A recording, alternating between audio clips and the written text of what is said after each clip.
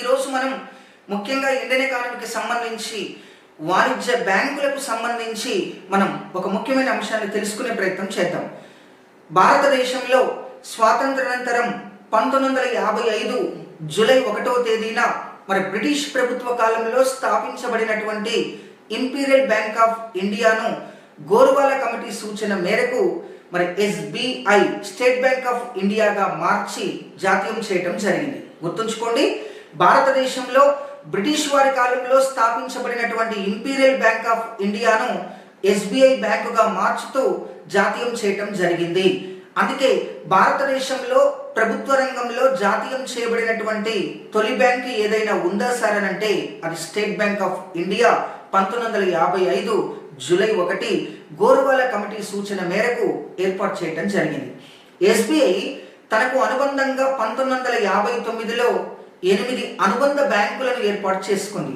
ఈ 8 అనుబంధ బ్యాంకులతో ఎస్బిఐ భారతదేశంలో అద్భుతమైనటువంటి బ్యాంకింగ్ సేవలను అందిస్తూ క్రమక్రమంగా అనుబంధ బ్యాంకులన్నింటినీ కూడా తనలో విలీనం చేసుకొని ప్రస్తుతం భారతదేశంలో అతిపెద్ద ప్రభుత్వ రంగ బ్యాంకుగా ఎస్బిఐ అవతరించింది. మరి ఎస్బిఐ 1959లో 8 అనుబంధ బ్యాంకులు ఏర్పాటు చేసుకుంది.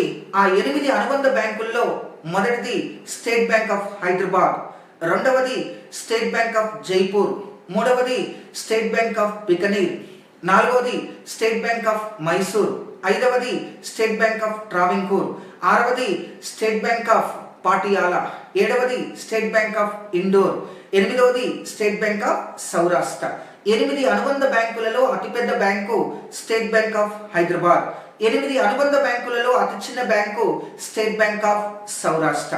ఇలా ప్రత్యేకంగా 8 అనుబంధ బ్యాంకులను క్రమక్రమంగా తనలో విలీనం చేసుకుంటూ ఇటీవల 2017 మార్చి 31 నాటికి అన్ని అనుబంధ బ్యాంకులు తనలో విలీనం చేసుకోవటంతో భారతదేశంలో ప్రస్తుతం అతిపెద్ద ప్రభుత్వ రంగ బ్యాంకు ఏదైనా ఉందా సార్ అని అంటే అది ఎస్బిఐ అని చెప్పొచ్చు. ఎస్ అండి, ఇలా ప్రతిరోజు మనం ఓ కొత్త అంశం గురించి తెలుసుకునేటటువంటి ప్రయత్నం చేద్దాం. Thank you very much.